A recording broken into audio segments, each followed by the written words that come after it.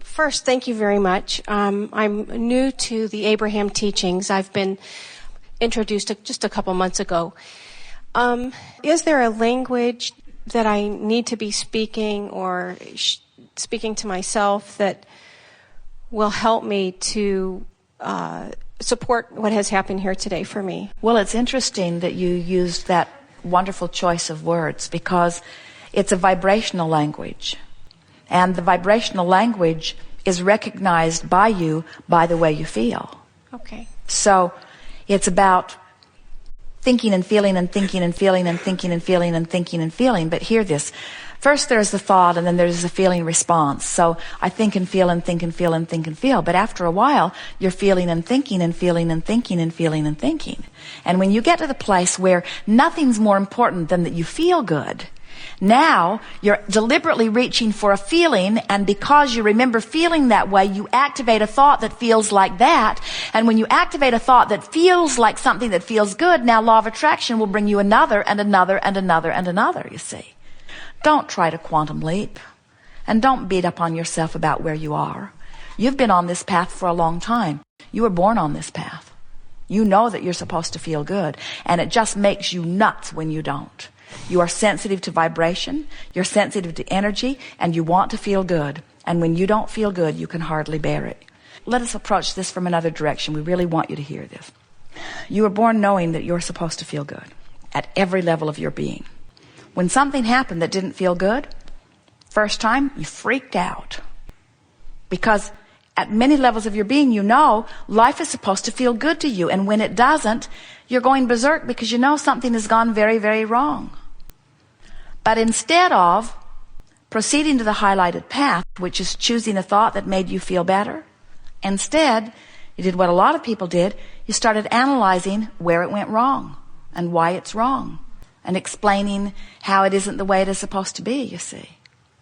So you're like a lot of people. You talk from your perspective of not being where you want to be. It's the telling it like it is syndrome that so many people have.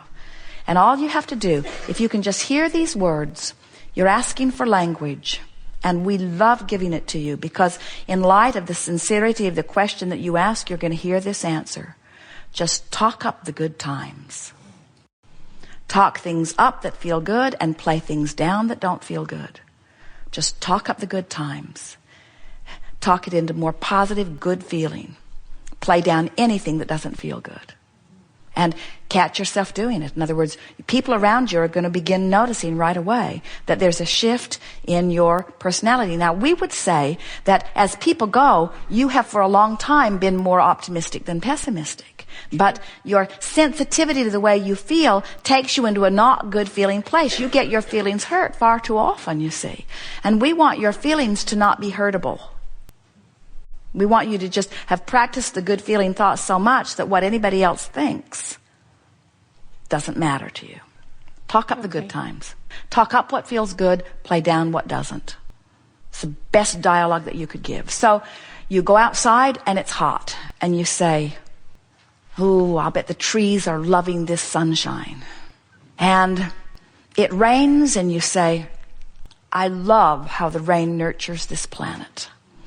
And I love that my car is so intact and how convenient it is to move about even in the rain."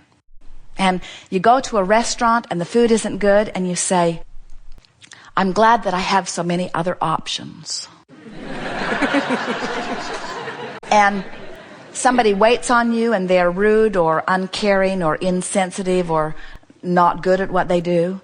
And you say, "They have a lot on their mind." And someone gives you a genuine smile and you say, "Oh man, is that wonderful. I must be a vibrational match to things that really feel good." You don't have as much money as you'd like today in your bank account and you say, "But things always work out for me." And somebody opens their door and dings your car and you say, "It does not affect the primary reason that I have this car, which is taking me from place to place." And somebody spills popcorn in your house And you say, at least it's dry. And easy to clean up. You get the sense of it? In other words, you play everything up. You just look for the advantages. You look for opportunity to express your awareness that the universe is looking out for you. And in time, you will begin to discover just how much the universe is looking out for you. You can drive for 200 miles and only see one billboard, and it's the one that you're interested in seeing.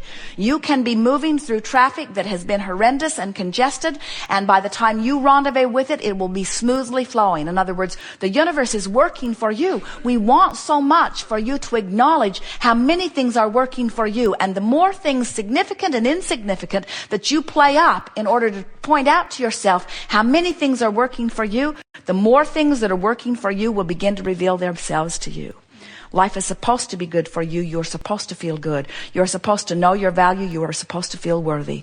Things are supposed to go well. Life is supposed to be fun. Things are supposed to unfold. You are supposed to thrive. You are an extension of pure positive energy. You are liquid love. You are a physical being in physical form, but you are non-physical energy expressing yourself out here in this leading edge time-space reality. You are vibrational first. You are an extension of a vibration that feels good. You get to choose what you think about, and you have guidance that will guide you. But never, no matter what choices you have made, no matter what you have done or doing, are you ever considered by the universe to be wrong. Because you never get it done, and you cannot get it wrong. And the reason you cannot get it wrong is because you never get it done. So if you stand in a place that is less than you want it to be, play it up. Play it up. Look for reasons to feel good, no matter what it is. If you're watching television, if your government disappoints you, play it up. If your money disappoints you, play it up. If your friends disappoint you, play it up. In other words, play up the advantages that everything is offering to you. And in time, you will tune yourself to such well-being that people who are watching you will wonder what your magic is. And you will have to say to them, I've been playing it up for a while. I was standing in a really good place one day, and somebody pointed out to me how good the place I was standing was. And they encouraged me to play up the good stuff that I'm standing in. And so I just started rampaging appreciation. I started looking for evidence of well-being. And I started speaking about it everywhere I went. And I activated the drum of well-being within me. And the more I activated it, the more it showed up. And the more it showed up, the more I activated it. And until it feels to me like life is opening just for me. It feels like the entire universe exists only for me. And you know what? It does. Thank you so much. My question today is, I truly believe that our thoughts do create our life experience. And when I see my friends and my family go through something that could be not as joyful as we think it is, tragedy or something, I want to know a more understanding of the appropriate way of compassion. And seeing people that maybe that are hurting or going through some type of not a joyful experience. What is the appropriate way of compassion? Everyone has within them a variety of vibrational potentials. So let's say something has happened to someone you love and they are suffering. As you suffer over their suffering, that is truly what compassion is. In other words, you, through your focus upon their pain, bring yourself to a similar vibration, and then you can really resonate with them, but you can't help them. So we would say that you have some options about which part of them you find vibrational alignment with. In other words, could you give your vibrational alignment? Could you find vibrational? Someone may want to go tell them whatever they're doing and there is really squeaking. As you give your attention to the squeaky part of them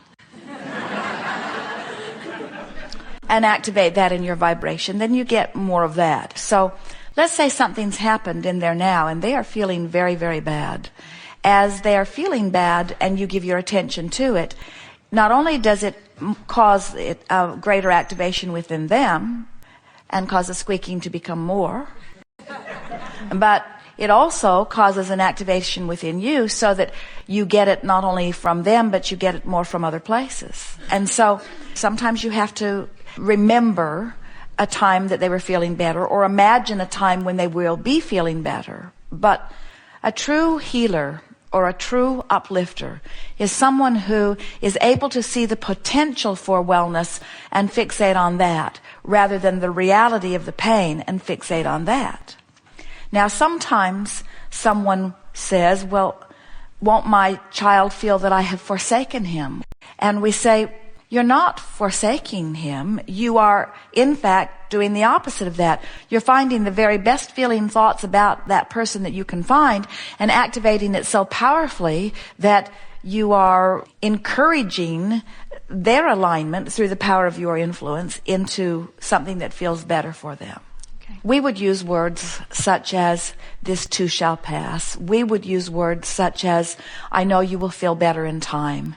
In other words, there's nothing wrong with being kind. We are certainly not encouraging you to ignore. But this is always true. Whatever vibration is most dominant will carry the relationship or the moment.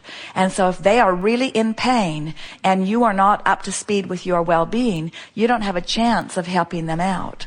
If their pain is much stronger than your joy, they likely will bring you into their pain. And there are a lot of people that think you should go there to support them, but there's no support in that.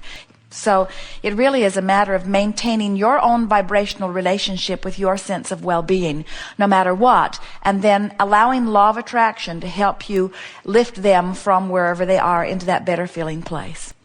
However, there is one very important thing that we want to add to this, and that is, if you're here in appreciation and love and joy, and they're here in true depression, the frequencies are so far apart that they can't hear you. They cannot understand you, and you cannot really understand them.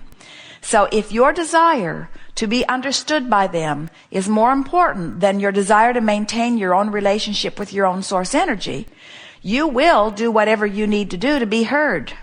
And then misery does love company. You see.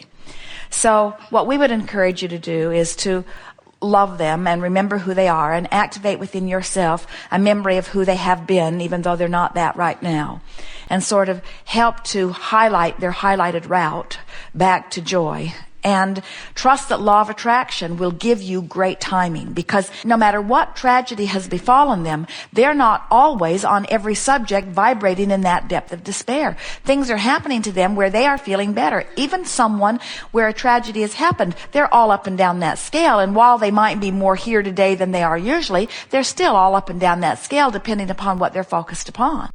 And so as you maintain your connection with them up here, the law of attraction will bring you together. You'll have great timing. You'll catch them in a good moment, you see. You will notice that when someone has experienced a trauma or a tragedy, they feel obliged to play it out the way people expect them to. But if we were standing in your physical shoes, we would no longer play that game. We would start announcing first to yourself and then to the world, I'm supposed to feel good. Life is supposed to be fun. My source and my resources all feel wonderful. I'm connecting with them as much as I can under any and all conditions.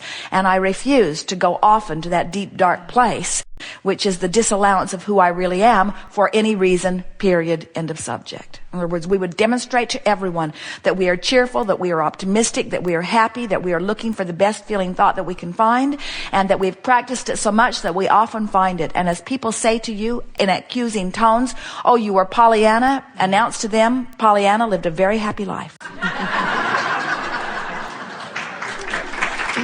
Thank you.